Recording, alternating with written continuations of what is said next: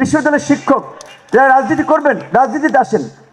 আপনি শিক্ষক চাকরিও করবেন, আবার প্রমোশন পদোন্নতির জন্য আপনি রাজনীতি করছেন। তার মানে এই পেশাকে আপনি বিতর্কিত করছেন। পেশাজীবী সংগঠনগুলো যদি একেবারে দলকেন্দ্রিক দলান্ধ রাজনীতিতে যুক্ত হয়ে যায়, তাহলে আমরা সবচেয়ে বেশি ক্ষতিগ্রস্ত হবো, যেটা আওয়ামী লীগ গত 16 বছরে করেছিল। আমি যদি আপনাদের বলি, আমার বক্তব্য অনেক অখুশি হবে। ডক্টর অ্যাসোসিয়েশন অর ড্যাব বলেন আর ডিএনএফ বলেন, তাদের কাজ কি? জামাতের সংগঠন ডিএনএফ। ডাক্তারদের রাজনীতি করে কি? যারা প্রফেশনাল রাজনীতি করবে সে প্রফেশন বাদ দিয়ে আসুক, ফুল টাইম রাজনীতি করুক। বিশ্ববিদ্যালয়ের শিক্ষক যারা রাজনীতি করবেন, রাজনীতিতে আসেন। আপনি শিক্ষক চাকরিও করবেন, আবার প্রমোশন পদোন্নতির জন্য আপনি রাজনীতি করছেন। তার মানে এই পেশাকে আপনি বিতর্কিত করছেন এবং এই রাজনীতিকরণের মাধ্যমে আপনারা দেশকে পিছিয়ে দিচ্ছেন। সো পেশাজীবীদেরকে রাজনীতি মুক্ত রাখার জন্য আমাদের একটা পলিটিক্যাল কমিটমেন্ট প্রয়োজন। আশা করি আমরা পেশাজীবীদের দিক থেকে সেই আওয়াজটা পাবো এবং পলিটিক্যাল পার্টিগুলো সেই দিকে হাঁটবে। সর্বশেষ, এই যে আমরা দেখতে পাচ্ছি আগামীতে একটা নির্বাচন, যদিও সবার মনে সন্দেহ সংশয়। টেলিভিশনে প্রোগ্রাম করতে যাই, ইঞ্জিনিয়ারের সাথে দেখা হয়, ইভেন শ্রমিক বলে, ভাই নির্বাচনটা হবে তো ঠিকঠাক মতো? আসলেই কি ভোট হবে? আপনারা যে আশায় আছেন, গণসংযোগ করতেছেন। সো এই অনিশ্চয়তা কিছুটা সরকারের কারণে তৈরি হয়েছে।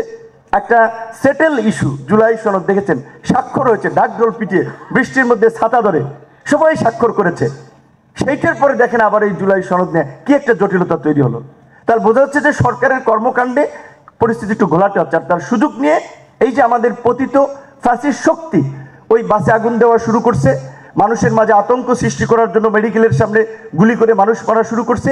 এই ধরনের মানে অনিশ্চিত পরিস্থিতি তৈরি হতে যাচ্ছে। সেই দিক থেকে আমার অনুরোধ থাকবে, এই দেশে যারা আওয়ামী লীগ করতেন, সমর্থন করতেন, পেশাজীবী কিংবা জেনারেল, পাড়া মহল্লা আমরা সবাই সবাইকে চিনি।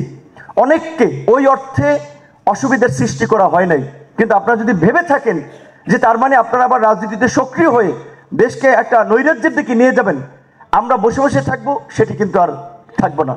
ওই যে মবের কথা বলেন, মব ওই যে বলে প্রয়োজনীয়তাই উদ্ভাবকের জনক। মবের প্রয়োজন ছিল কিছু মানুষকে শায়েস্তা করার জন্য, যেই কারণে মব তৈরি হয়েছে। ভালো মানুষকে তো মব কেউ হয়রানি করে নেই। সুতরাং এই যে নৈরাজ্য এখন যে আলামত আমরা দেখতে পাচ্ছি, এইটা ঠেকানোর জন্য একটা গণপ্রতিরোধ দলমত নির্বিশেষে জুলাই গণ অভ্যুত্থানের মতো বোধহয় আমাদেরকে করতে হবে। যে 13 তারিখ কেন্দ্রিক যে হাক ডাক দিচ্ছে, 5 জন 3 জন মাস্ক পরে আপনার জঙ্গিদের মতো কালো টুপি মাথায় দিয়ে একটা মিছিল করছে। ভাই খসরু ভাইরা, বিএনপি আমরা তো এই বিরোধী দলে থাকতে আন্দোলন করেছি, প্রকাশ্যে আন্দোলন করেছি, তো মিছিল ভেঙে দিয়েছে, আবার গুটি কয়েক মানুষ নিয়ে দাঁড়িয়েছি।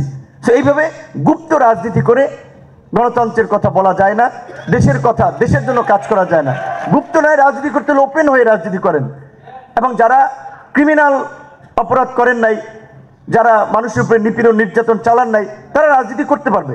আওয়ামী লীগের সাধারণ কর্মী হলেও, নেতা হলেও, তাদের জন্য সব রাজনৈতিক দলের ডোর ওপেন। এখানে জামাত আছে, ইসলামী আন্দোলন আছে, বিএনপি আছে, সব দলের দরজা ভালো মানুষের জন্য ওপেন। কিন্তু যারা ক্রাইম করেছে তাদের দরজা সবার জন্যই বন্ধ। ধন্যবাদ।